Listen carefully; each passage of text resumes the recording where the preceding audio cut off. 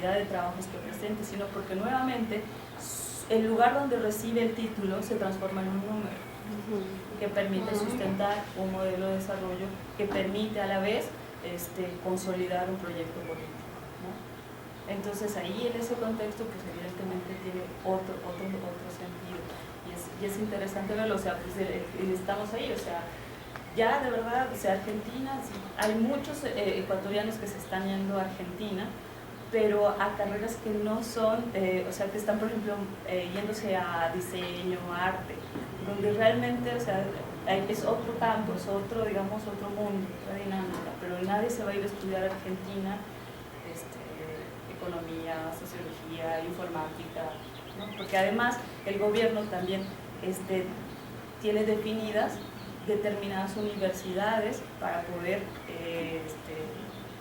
que los postulantes reciban una beca, ¿no? ¿Por qué? Porque nuevamente hay un interés político de por medio. Sí, yo creo que ahí en eso que tú estás planteando, y un poco con lo que planteaba también Rosalba sobre las políticas para poder hacer que la gente retorne, una de las cosas que llama mucho la atención es cuántos proyectos. Dependiendo del tipo de disciplina, también tiene una mención especial de que sean muchos o pocos. Tiene referencia con la posibilidad de poder tener una plaza o no haberla tenido. Y cuánto tiempo, qué duración, ¿no? También hay esta cosa de la duración de que hay postdocs que iban como 3 o 4, ya llevan 15 años de postdoc, como en el caso de los físicos, ¿verdad? Y quién sabe cuándo van a tener una plaza, quizás sea ese el trabajo permanente, si es que es un trabajo. Y lo conecto con lo que decía un poco Rosalba, porque Rosalba decía, es una fase de la socialización el postdoc, pero está ambigua, o sea, ese es el problema, que por eso insistía tanto en los datos del doctorado, porque si no vemos cómo ha sido esta transición para explicar como cambios en la dinámica del mercado científico, de la profesión científica, cuesta mucho trabajo entender además estas inflexiones de lo que está ocurriendo en determinados países, porque no solamente ha habido la expansión de los doctorados, sino además el sector de educación superior es el principal espacio de ocupación y esto no ha cambiado, ¿no? Con algunas variantes entre países. En general, los datos de la OCDE manejan un promedio de 58% de ocupación de los doctorados en el sistema de educación superior, pero hay casos, o sea, verdaderamente dramáticos, como es el caso de Polonia, Portugal y China, que registran porcentajes superiores al 85, de 85 a 92%. Entonces, o sea, si uno, por otro lado está el sector gubernamental como otra fuente importante, ¿no? En promedio una quinta parte se está yendo para allá. Y entonces uno se pregunta, bueno, ¿y qué pasa en relación con esta expansión cuando lo que nos encontramos también es un mercado académico que se cerró desde la década de los 70 y que ha ido abriendo como valvulita, cuentagotas, ¿no? Espacios justamente para la inserción de esta gente? Y ahí es donde también puede uno advertir cómo en algunos casos hay un cierto dinamismo, pero aún así, digamos, con dificultad, porque la saturación del mercado es muy grande, como es el caso del mismo Estados Unidos, donde de Estados Unidos, Bélgica, Alemania y Holanda, cuyo sector empresarial captan a más o menos el 30% de los doctorados, ¿no? Cuando el promedio en la OCDE es de 15%. Entonces uno dice, bueno, ¿cómo pensar, cómo reflexionar este tipo de procesos? Cuando, por ejemplo, tú cuentas el caso de Ecuador, que me parece muy interesante, porque es una apuesta a un programa que yo, digamos, rescataría como esa parte del valor, por lo menos del inicio, que es pensar que hay procesos que no podemos contemplar, sino en una dinámica más transversal y en ese sentido más estructural. Ahora, el corto, mediano y largo plazo nos alcanza y es un poco lo que está sucediendo. Y el otro elemento es que no podemos sustraernos de lo que son las dinámicas mundiales. porque las crisis, por eso es tan importante como esta mirada más de lo que está ocurriendo en Europa, para ver también cómo nos estamos adaptando, ajustando, resistiendo, combinando con esta otra dinámica. Esto que dices de la crisis del doctorado, de los espacios para los doctorados y postdoctorados, pues claro que le está pegando a todos los otros países cuando se abren este tipo de convocatorias, ¿no? Ahora yo digo, bueno, es preocupante porque hoy se habla del fenómeno no solamente de la generación postdoc, sino se habla de los permadocs, ¿no? Que se han generado toda una discusión en Europa muy fuerte, en mismo Estados Unidos, pero Estados Unidos va bajo otra lógica. Pero en Europa está generando una discusión muy fuerte porque ya también se saturó el mercado para los permadocs, ¿sí? Entonces, anteriormente la idea normalizada, digamos, que había para los postdoctorados era de 1 a 3 años, ¿no? Y más en las áreas donde tienen mayor presencia los postdoctorados. Esos 3 años se podían aumentar a 1 cuarto o a 1 quinto. Ahora hay casos de gente que está de un postdoc a otro, en un país, en otro, en un laboratorio, en otro, buscando un espacio a ver en qué momento. Y digo, ahí se la va jugando doble, porque por un lado está el que esta etiqueta del buen o no tan buen o prestigioso postdoctorado se construye desde el sujeto mismo, desde la propia trayectoria de formación, en qué laboratorio estuvo, con quiénes estuvo trabajando, y por ahí se va abriendo, porque no cualquiera acepta, ¿no? Pero el otro asunto es que también ha mostrado esa enorme ambigüedad que tiene la figura del postdoc hoy en día.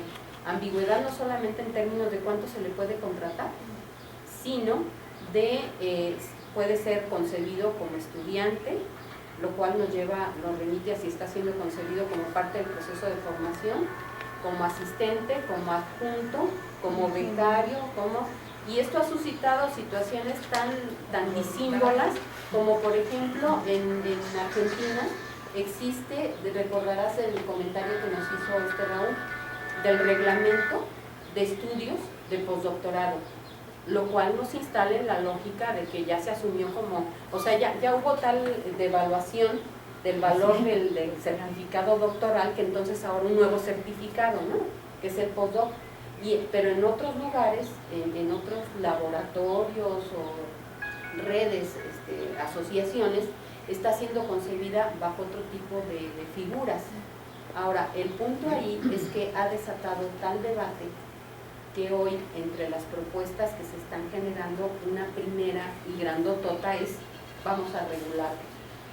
Y entonces, en las apuestas de regulación, lo que se está proponiendo es que no haya posibilidad de contratar más de 5 años a un postdoc, ¿sí? Y entonces, claro, esto no es una idea generalizada, pero que la forma de aterrizarla también ha tenido su contrarrespuesta.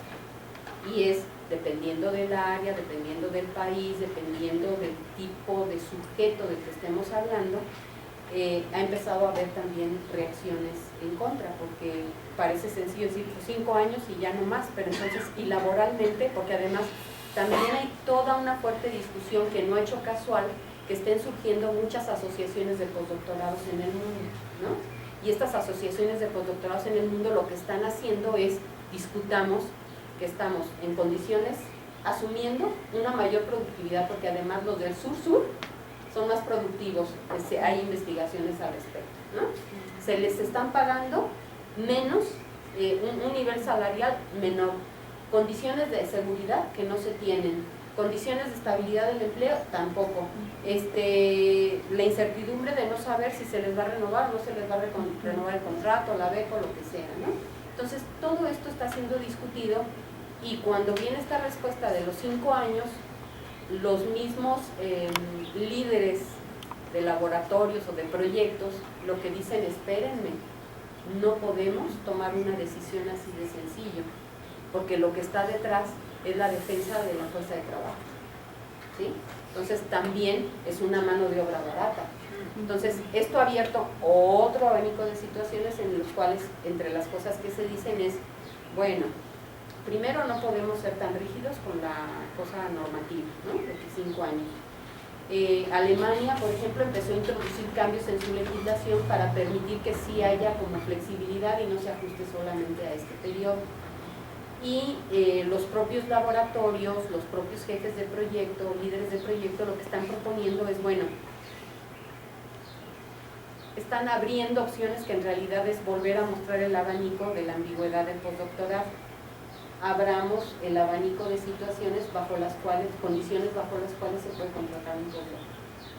Y entonces, desde que está como adjunto, o sea, volvemos a repetir las mismas cosas, pero ahora muy acentuado en un elemento adicional que ha estado presente, pero que ahora se le da más fuerza. Es, ¿cuál problema puede haber? Entonces los podemos tener contratados o incorporados, como se les denomine, como postdoc, siempre y cuando ellos mismos puedan conseguir financiamiento. Y entonces, esta parte que también se discute mucho de, bueno, bajo esta ambigüedad de la figura del postdoc, es investigador dependiente, semidependiente o independiente. Dependiendo de la estructura del laboratorio, del proyecto, puede tener deslindado una cierta parte en la cual él es directamente responsable.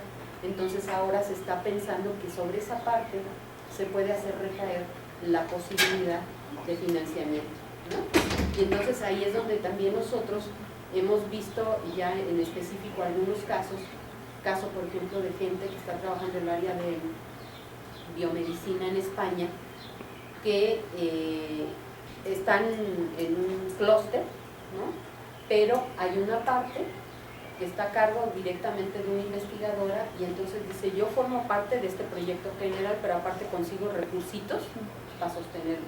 Entonces se está viendo toda esa discusión y que finalmente, bueno, lo que nos está mostrando es un asunto de mucho mayor envergadura, además porque en la dinámica mundial sigue habiendo un movimiento muy importante de captación, o sea, ver los flujos de estudiantes, hacia qué países, de qué países salen, a qué países van y demás, es muy interesante porque también está mostrando dinámicas distintas que a Europa le preocupan porque no ha logrado resolver.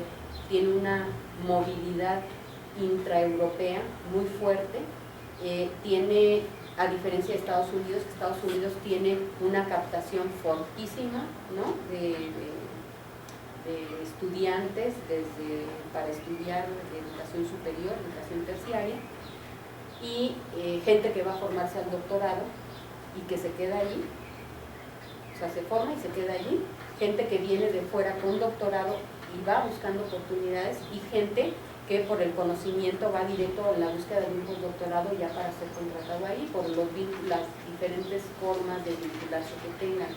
Entonces esto ha generado una oferta científica tan fuerte en Estados Unidos que se puede dar, entre comillas, el lujo de ser extraordinariamente selectivo y expulsar o contratar en condiciones cada vez más precarias al resto, ¿no? Y en Europa están dirimiéndose entre qué áreas impulsar, porque también en el fondo hay la preocupación en esas entradas y salidas en donde el equilibrio no es muy bueno. Hay la preocupación por qué va a pasar en años futuros, porque también tienen que pensar en cómo asegurar la formación, la reproducción de generaciones de científicos en décadas por venir. Entonces se está jugando con todo eso.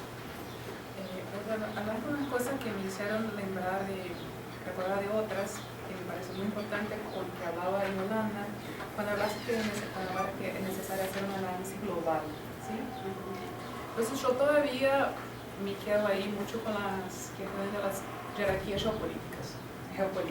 Entonces, irse a determinados centros es muy importante, ¿sí?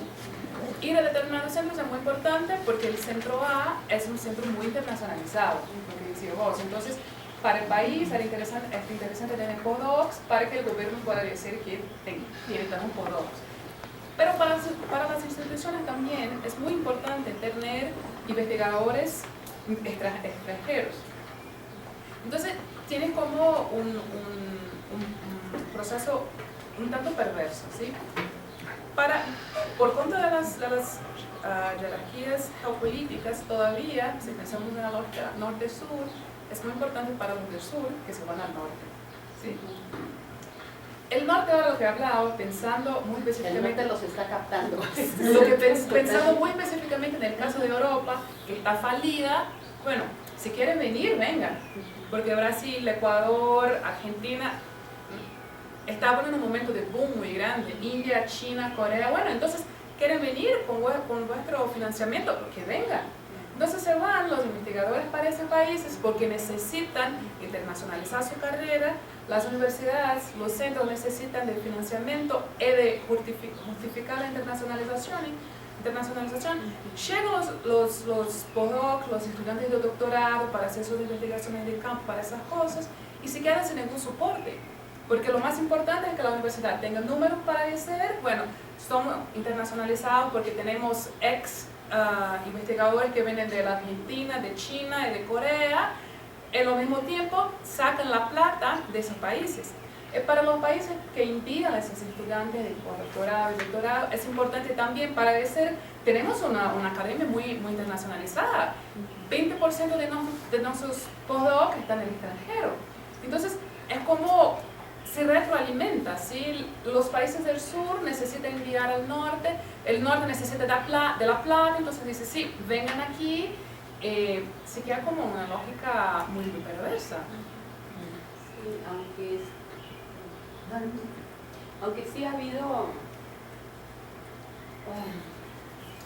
habido una fuerte discusión, un fuerte debate a todo lo que ha sido una política científica nacional, a decir, y digamos, si esto tiene la historia en los modelos de migración, ¿no?, que han marcado a cada país.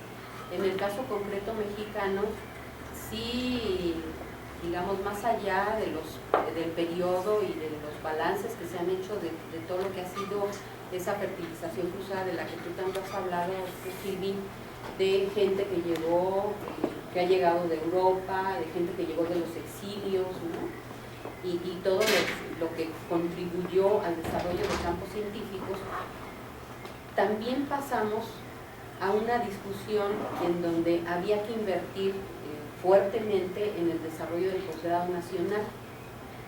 Como no se tenía, bueno, ahí la política científica fue mandémoslos afuera. Ya una vez que se fortalecieron las maestrías, entonces ya era más la fuerza del doctorado. Ya una vez que se fortaleció el doctorado, ahora definamos cuáles son las áreas que más nos interesa y cuáles los circuitos de formación en el otro lado. Ha ocurrido todo ese tipo de cosas que han ido llevando cada vez más a ir como pasando de esta discusión del balance de lo que ha sido esta hibridación de culturas por la llegada de gente de diferentes países, a una reflexión sobre, bueno, pues ya lo estamos invirtiendo mucho, salieron, qué pasa con esa fuga de cerebros, políticas de repatriación y de cátedras patrimoniales para incorporar a científicos extranjeros y también traer a aquellos a los que se formaron, pero luego como que el pasado nos alcanza, y entonces toda la inversión que se hizo generó también un fuerte debate, y lo sigue generando hoy en día. Ha sido un esfuerzo monumental de este país, como de los otros países del sur, para formar a gente de alto nivel, ¿no?, que se está quedando en otros lugares, y que se está quedando no necesariamente porque solamente encuentre allá un lugar mejor donde estar, sino porque allá es donde tiene la posibilidad de estar, ¿no?, y aprende. O sea, eso no significa que los saldos de los balances sobre lo que se aprende en ese primer mundo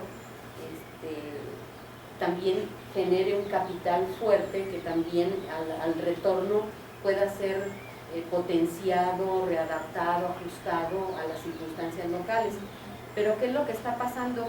Que dado que no hay tampoco la posibilidad como para incorporar a toda la gente, y tampoco es la lógica, ¿no?, de decir, no, es que todos los que están afuera tienen que venir.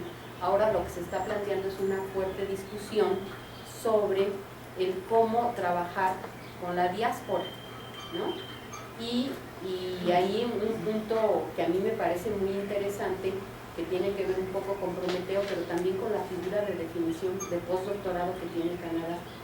A mí me llamó mucho la atención cómo para ellos el postdoctorado es aquel que está realizando, no importa si es de fuera o de dentro del país, y que esté geográficamente localizado afuera o adentro, que está haciendo cosas para el país, proyectos relacionados con Canadá o proyectos financiados bajo la lógica de las agendas de las financiadoras en Canadá, ¿no? Entonces, eso me parece que es una forma no explícita, pero sí como de pensar cómo se puede trabajar esto.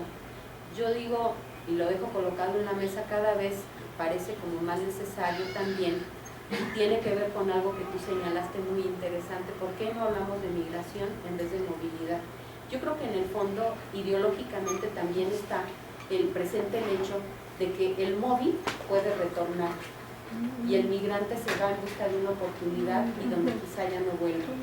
Sin embargo, y bueno, esto tiene que ver con la idea de la mano de obra, si es altamente calificada, cuando en realidad, digo, estas barreras se están rompiendo, y hoy por hoy sí tenemos como más la necesidad de replantearnos muchas cosas, y entre otras, que detrás de la figura del migrante hay un importantísimo sector de transmigrantes, ¿sí? Que es como la idea de la diáspora, de cómo se puede pensar en un sujeto o un colectivo o un proyecto que esté involucrando lo que es, no importa dónde estés, sino lo que estás haciendo en relación con esa construcción de identidad que te tiene en ese espacio transfronterizo, ¿no? Y pienso, por ejemplo, en figuras, pensando en el campo científico, de las áreas de biológicas, gente que logró construir, y que no es el único caso, lo pongo como ejemplo porque es el que me viene a la cabeza, que han logrado construir un importantísimo prestigio en Estados Unidos, pero ese prestigio lo han capitalizado de tal manera en un compromiso casi ciudadano con el país de allá y con el país de acá, ¿no? De decir, no solamente ellos están, no en balde, digamos, lograron construir ese prestigio en ese país por todos los que forman, que vienen de China, de India, de no sé qué, en esos laboratorios, pero jala también a gente mexicana a formarlos en esos laboratorios que luego busca, promueve el retorno y el anclaje de esa gente en las instituciones mexicanas, pero no solamente eso, sino que él genera un movimiento de ir y venir. Y entonces, o sea, si uno piensa en como diferentes figuras, diferentes ejemplos, yo creo que esto hoy por hoy nos está colocando frente a una situación en la que tendremos que pensar en formas más, muchas formas muy creativas. Eso que hablábamos ahora de esos enclaves, eso ir y venir, es un poco lo que yo intentaba cuestionar, es que se habla mucho que eso es posible, pero cuando vas a ver de verdad, parece que pasa mucho menos de lo que se espera, y cuando pasa son como esfuerzos muy personales, porque no hay una política, como una política científica hecha de los dos países que están involucrados, porque tampoco es una obligación solo de los países emisores de fomentar esa dinámica de ir y venir, pero también del país que está recibiendo. Entonces, es muy cómodo, por ejemplo, para los países del norte que reciben toda la mano de obra calificada, decir, no, pero estamos generando circulación de conocimiento, van a venir aquí, después van a volver ahí, pero se están trabajando con patentes, tienen que firmar que la patente se queda para el país de origen, bla, bla. Todas las publicaciones tienen que ser por la universidad donde está el país de origen. A veces, las instituciones de donde viene el investigador tampoco tienen acceso a los periódicos donde el artículo, el paper fue publicado. Entonces, me parece que la idea de esa circulación, de las redes que se pueden formar, de esa transmigración es muy interesante, pero en la práctica hay tantos obstáculos para que realmente suceda, que son como esfuerzos muy específicos. Entonces, yo conozco una persona en mi universidad que era muy buena y la invito a venir aquí, pero una política estructurada para esas redes no existe.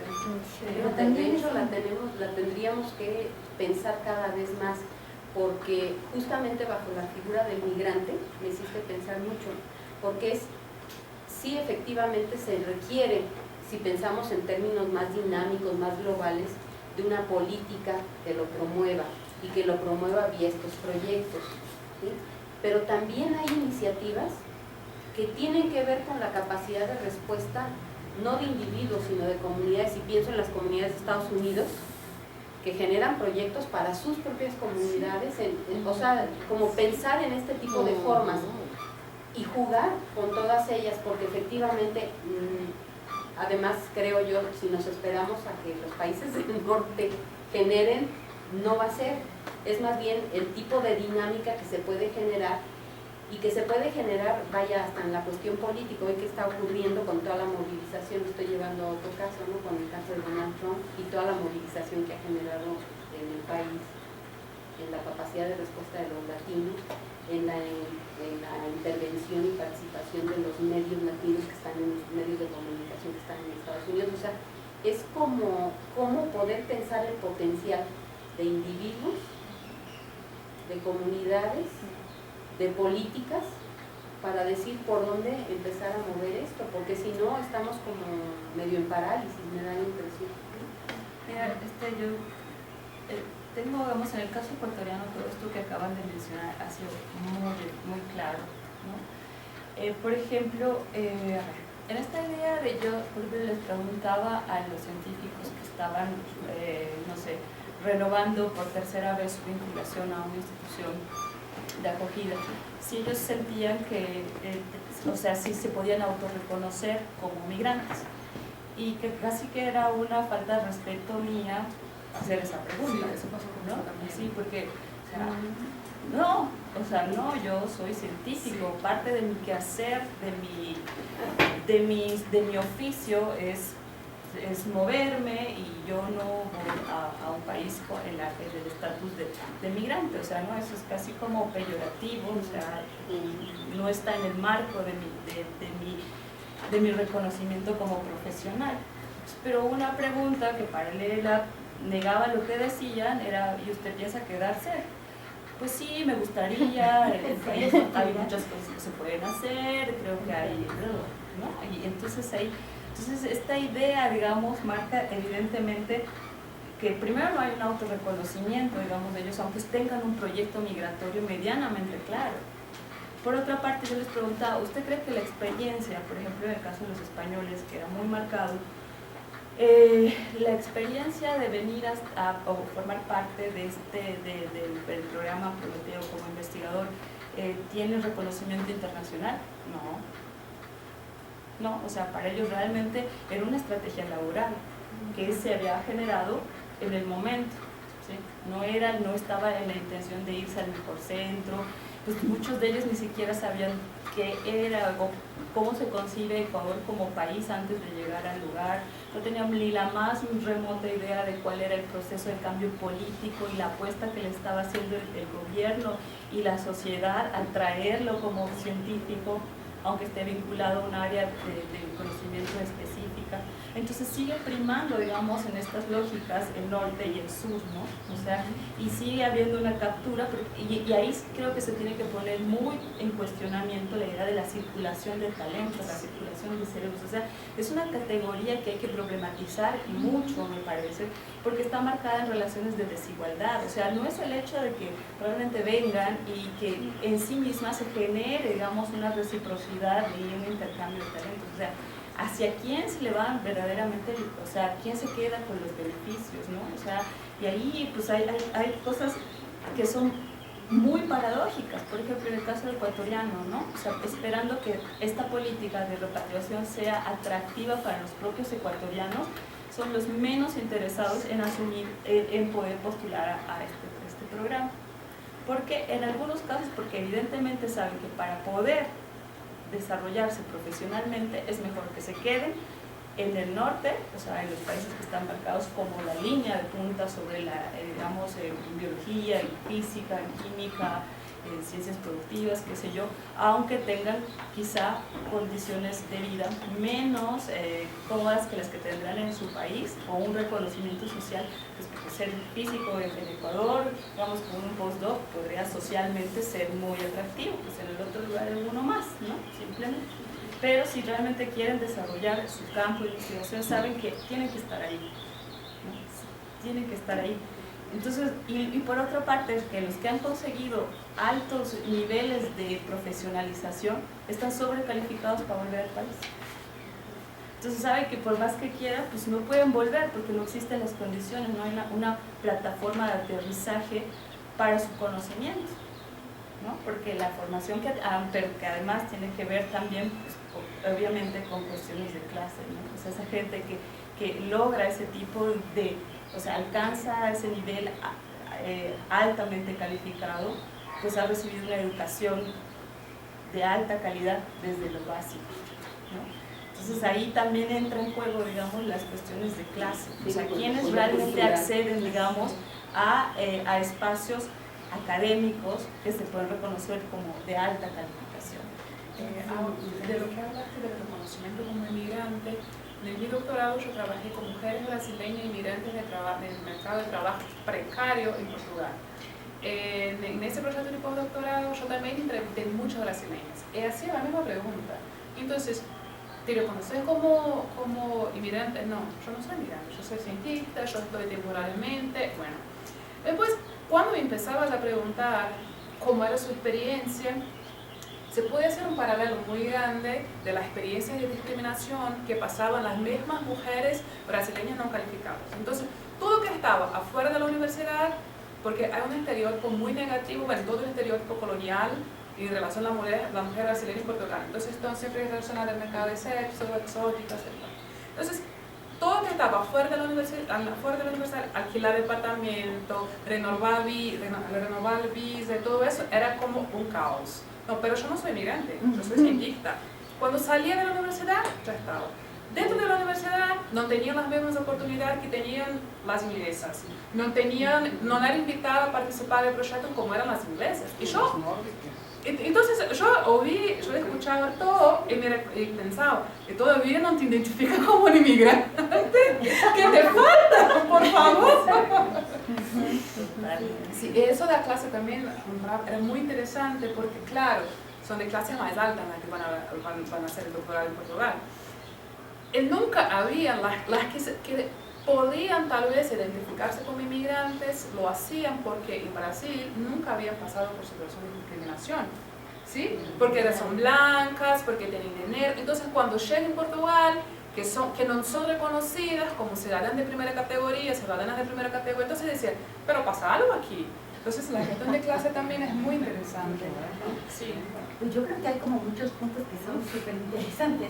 Hemos hablado un poco de cuál es el rol del científico, cuáles son sus funciones, hazte cuenta como postdoc. La independencia que finalmente pudieran tener o la posibilidad de poder trabajarle a alguien para poder sostener un postdoc. Hemos hablado un poco del contrato laboral que pudieran tener, es decir, si finalmente pueden o no pueden en un momento dado trabajar o quedarse en el país a donde van o regresar a su propio país. Pero yo creo que una de las cosas que ha faltado un poco como explorar, y bueno, pues es como un poco a modo de provocación, es la parte que tiene que ver con lo personal, es decir, con el género, un poco, y un poco con el ciclo de vida también, hazte cuenta.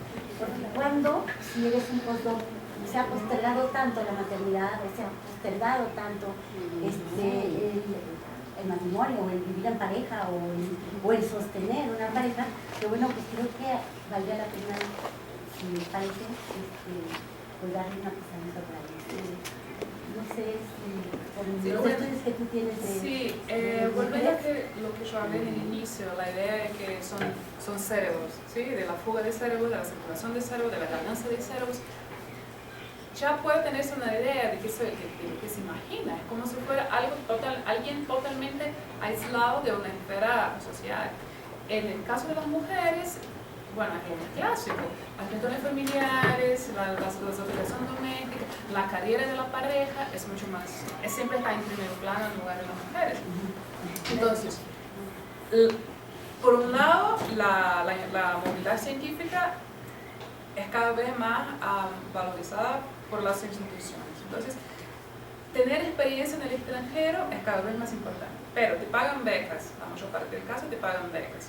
No hay estructuras para que lleve tu familia. No hay estructuras, con raras excepciones de los Estados Unidos, no hay programas que ofrezcan un visa de trabajo a tu pareja. No hay estructura para llevar los hijos. Entonces, claro que las mujeres ya están más penalizadas en hacer parte de los programas de movilidad científica. ¿Cómo no son tan móviles cuando son los hombres? Cuando lleguen los concursos de la universidad, bueno, es que él tiene más experiencia en el extranjero que vos. Él tiene un currículum mucho más internacionalizado que el tuyo. Entonces, lo debemos hablar a él, no a vos. Pero no se ve que hay como un obstáculo de base. Esa es una cosa. Otra cosa también que a veces me parece muy importante son las mujeres que deciden volver a su país de origen por la familia, porque los padres ahora ya están más viejos y son las mujeres que van a tomar cuenta de los padres. ¿Sí? Entonces esas cuestiones de género son como trivial para pensar la movilidad científica. En la mayor parte de los casos, cuando se habla de movilidad científica no se habla de género. Se dice, bueno, las mujeres son menos móviles que los hombres. Sí son. ¿Por qué? Con todo y que se mueven. Sí, pero no están en el registro. Sí. Porque el que se registra es el que se mueve y la mujer acompañando o sola con los hijos. Sí. O poner en riesgo otras situaciones, como por ejemplo el de pareja, o el de ser madre, o el de postergar la maternidad, o bueno, muchísimas de las cosas, porque quienes van saliendo perdiendo normalmente son las mujeres. Hazte cuenta que mujer puede dejar los hijos para ir a hacer un puesto mucho trabajo. Hay un estudio de Lisa Anders que muestra que es parejas que están en la carrera académica, los dos son entonces hombre y mujer científicos. Aún ahí, creo que como un 25% de las mujeres tiende a dejar su carrera cuando piensan que están haciendo la misma cosa y que tal vez el hombre podría comprender, no. Las mujeres tienden a salir de la ciencia, de la academia, mucho más que los hombres, porque tienen familiares, de tener hijos, y todo eso. Bueno, es cierto. Bueno, un poco en relación a lo que acaba de decir Thais, el año pasado una estudiante de la Claxo hizo una investigación de cómo las mujeres colombianas, la reconfiguración de los roles de género a través de la movilidad académica. Y entonces una de las cosas más interesantes a las que ella llegó es que muchas de ellas, o sea, no era una opción de salir a profesionalizarse fuera, sea a Ecuador, al lado, al país de al lado, sino era una lucha familiar, o sea, estaban realmente en una ruptura, porque pues obviamente todavía están muy instaurados, digamos, que las mujeres no tienen que estudiar demasiado porque pues, su destino final es casarse. Entonces realmente, pues para qué un posgrado, ¿no? O sea, con una licenciatura está bien y no sé qué. Entonces ellas mostraban que efectivamente, digamos, que para ellas la experiencia sí tenía que ver con un deseo de profesionalización, pero al mismo tiempo con una necesidad de establecer una ruptura, ¿no? Entonces ahí está, digamos, muy marcado esta idea. Y bueno, nosotros también en la tesis lo que yo he tratado de ver un poco es utilizar la interseccionalidad para analizar, o sea, qué es ser un científico, ¿no? O sea, un migrante altamente calificado. Entonces creo que se ponen en juego las ideas de género, clase, las cuestiones étnicas, pero al interior también juegan, por ejemplo, las disciplinas. No es lo mismo ser una mujer afro, joven, química. O sea, está insertando o está confrontando distintas estructuras de poder. Porque, por ejemplo, la física, la química, en sí mismas son disciplinas masculinizadas, ¿no?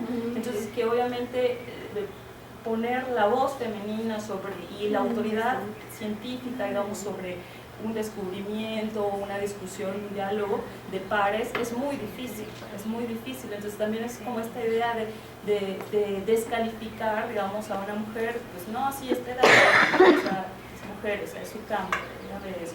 Entonces creo que es muy interesante ver, ir cruzando este tipo de cosas, ¿no? O sea, saber si es mujer, si es joven, cuál es su origen, en qué país ha recibido su titulación, en qué academia está, cuál es la disciplina, su línea de investigación. Entonces creo que todo eso nos da una idea de que efectivamente pues, la migración calificada, altamente calificada o la movilidad científico-académica no es homogénea, ¿no? Es al interior hay muchísimos perfiles, digamos, y que evidentemente están cruzados por historias de vida que se marcan, digamos, desde los contextos de salida y de recepción también. Disculpa, que me acordé de una entrevista que hizo con una argentina que había hecho su doctorado en los Estados Unidos, en la Columbia University. Me contaba que dos experiencias muy interesantes era con ese trabajador, que tenía una otra amiga argentina que estaba en la misma universidad, en el departamento de antropología, que estaba estudiando los indios mapuche. Es que su experiencia fue perfecta, ¿sí? Muchas invitaciones para hacer charlas, publicaciones, participación en proyectos, claro. Ya ella, que estaba estudiando filosofía latinoamericana, nada. Primero, era mujer estudiando filosofía, que son, aunque sea sociales, es más de hombre. Intentaba como osaba hablar de una filosofía latinoamericana. Jamás, porque la filosofía es europea, ¿sí? Entonces, hablaba de todas esas cuestiones de la interseccionalidad, de los poderes que están envolvidos, de la etnia, de dónde venís, que estás estudiando, cuál conocimiento se intenta producir, porque no hay lugar para todos. Sí, yo creo que este tema es de la mayor importancia, porque sí se cruzan las jerarquías, hazte cuenta, en las disciplinas, en el género, pero una de las cosas que es súper interesante es ver quién tiene el poder dentro de la disciplina para poder plantear si es de primera o de segunda, es decir, si son ciencias duras, si son ciencias blandas, y el prestigio que pudieras tener por estar en ese tipo de disciplina, ¿no? Y por permanecer. Y otro de los temas, bueno, creo que ya no tenemos tiempo, ¿verdad? Pues no sé, a ver, son las 6:30, ¿no? Son 6:18, pero queríamos darle también voz a la audiencia, ¿no? Entonces, bueno, por ahí más. Me deja nada más mostrarles una gráfica para que se quede como la...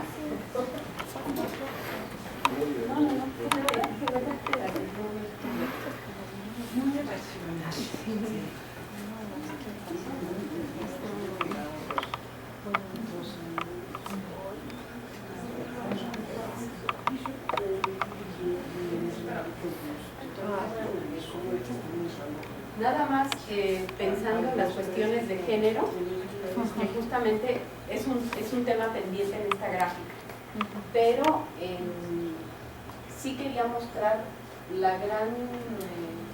gran contraste que hay en todo lo que es el postdoctorado que está en Estados Unidos. Este es el global en Estados Unidos, en las universidades, porque el problema de la información, como les comentaba, es muy grande.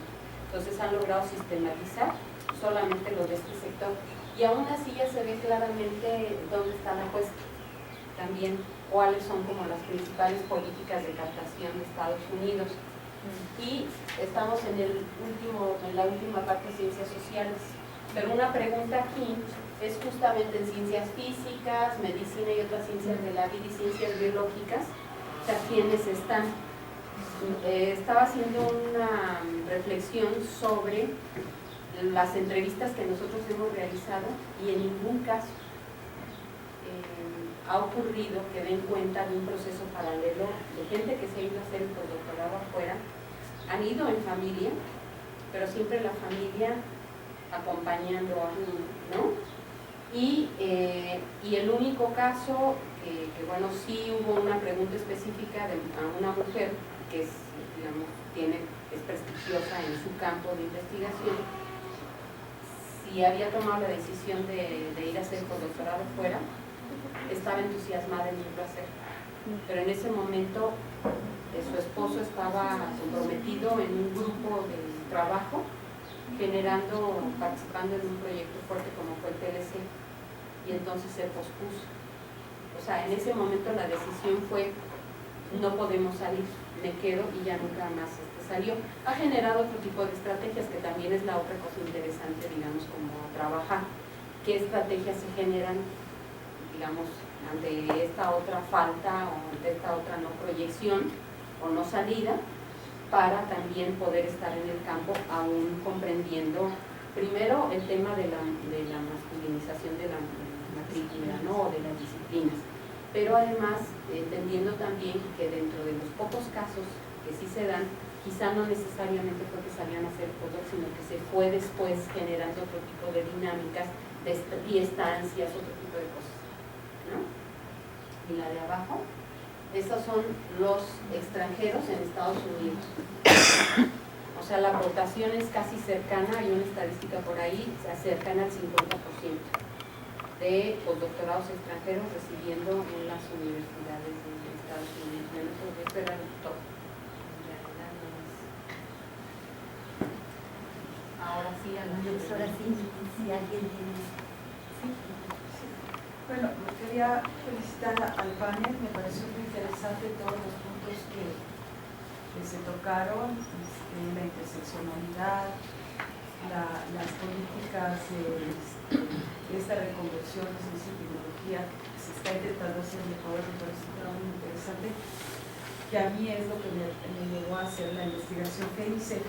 Pero bueno, hablando un poco de esto de la cuestión de género, me quedé pensando que yo en la investigación encontré que los mexicanos que migran a Suiza, por ejemplo, hay una subutilización de talentos.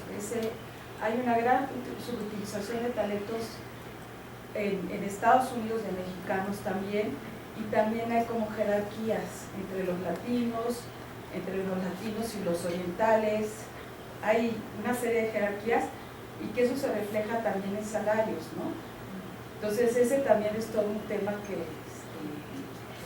pues no se trata mucho, pero sí hay una subutilización de gente que hace estudios terciarios y que no trabaja en su área, no tiene reconocimiento, o que va acompañando a, ¿no? Ese es el tema. Y luego otra parte que me pareció muy interesante fue lo que decía la doctora Rosalba con respecto a esta parte de la repatriación de los doctorantes, y eso. Yo encontré que en Michoacán muchos, como se fortaleció también en la parte del posgrado recientemente, la política de repatriación fue la que hizo que varios estudiantes que estaban de postdoc en Europa se insertaran en Michoacán. Y de las personas que entrevisté, varias decían que intentaron buscar opciones en la empresa o en la iniciativa privada, pero no encontraron, porque una persona sobrecalificada no es costeable. Entonces, aunque regresen en una política de repatriación, no tienen opciones en el mercado laboral, ¿no? Y ahí entra toda una discusión de si el conocimiento debe estar vinculado al mercado laboral o no. Hay una discusión también en torno a eso, ¿no? Y otro comentario que me pareció interesante era los desfases que hay a nivel institucional en las redes de intercambio, porque yo lo que encontré en investigación es que sí efectivamente es una iniciativa individual por parte de los investigadores que se encuentran insertos en instituciones en el extranjero. Hay muchos en Estados Unidos, por ejemplo, hay muchos mexicanos en Estados Unidos, es donde más hay. Y aunque ellos tienen, en todo caso, todos los que yo entrevisté decían que sí querían establecer intercambios, pero no había corresponsabilidad en la institución. Hay un desfase institucional en el que no se logra llegar y concretizar acuerdos, ¿no? Entonces, efectivamente, no hay una política para la migración calificada. Hay para la otra migración, sobre todo, por ejemplo, en los estados migrantes, sí se han desarrollado estrategias de intercambio, pero para migración calificada, empezando porque ni siquiera se quiere autodenominar migración, no hay algo como hay, por ejemplo, en India, como hay, por ejemplo, en China, donde efectivamente sí se han hecho intentos de conexión con la diáspora y que ha resultado muy muy interesantes. Si les parece bien, sí. Corea también. Si les parece bien, tomamos 3 preguntas que cada quien conteste, que tenga cada quien contestar. Rocío. Sí, gracias. Bueno, yo vengo del ISUE de la UNAM y bueno, no tengo más que felicitarlas, y bueno, también la coordinadora de la mesa. Me ha parecido una excelente exposición verdaderamente. Yo interactúo con gente que trabaja estos temas en la universidad, por supuesto, y bueno, nos han inundado literalmente de ideas. A mí misma pues me he quedado muy satisfecha de escucharlas. Hay una razón personal que quisiera decir y otra institucional. La primera es que yo fui una becaria casi de las primeras de CONACYT, cosa que era muy jovencita y que fue una problemática muy grande. Primero pues por ser mujer y cómo era posible si nadie se iba becado, ¿no? Y luego regresar, bueno, incorporarme y decir, ¿cómo? Una latinoamericana en París, pero si las latinoamericanas solo tienen hijos, ¿no? Y luego regresar para integrarte, y bueno, son procesos que a mí me sorprende de verdad que casi repitan las mismas cosas que yo viví hace 30 años. O sea, yo hice el doctorado hace 30 años y ustedes están relatando lo mismo de hace 30. Y hoy el problema del postdoctorado, que lo veo nuevo, digamos, en nuestro país, ya lo veo efímero por las implicaciones que tienen de incorporarse los jóvenes a la cuestión, al mercado laboral. Y termino diciendo, es cierto, yo creo que a Silvi y a mí nos toca la experiencia de recibir muchos jóvenes que vienen del extranjero que ni siquiera me conocen y me dicen, oiga, ¿puedo hablar con usted? Quisiera integrarme a su proyecto porque no hay dónde trabajar. Así por lo menos ya estoy en su proyecto y veo las posibilidades. Yo centraría el problema, y que lo he planteado con gente de CONACYT, y claro, casi me linchan, cuando digo que el gran problema, desde mi punto de vista, por estas experiencias, es que hay una política, como la de CONACYT, por ejemplo, que no tiene articulación con las instituciones. Digo porque lo viví hace 30 años y sigue siendo el problema. Es decir, uno se fue financiado por el CONACYT, con una beca, en mi caso maestría y doctorado, regreso y la universidad no me quiere absorber. Entonces hubo una inversión en mi persona que sin embargo no se puede capitalizar. Digo, finalmente me integré, pero el proceso, pues ya saben ustedes que es complejo. Entonces, yo creo que ese punto de falta de articulación entre las políticas institucionales de las universidades y las políticas públicas, como el CONACYT, son un gran problema. A nosotros nos han tocado jóvenes de aquí, egresados del 10 Silvestre, que van a la UNAM y dicen, ya llegué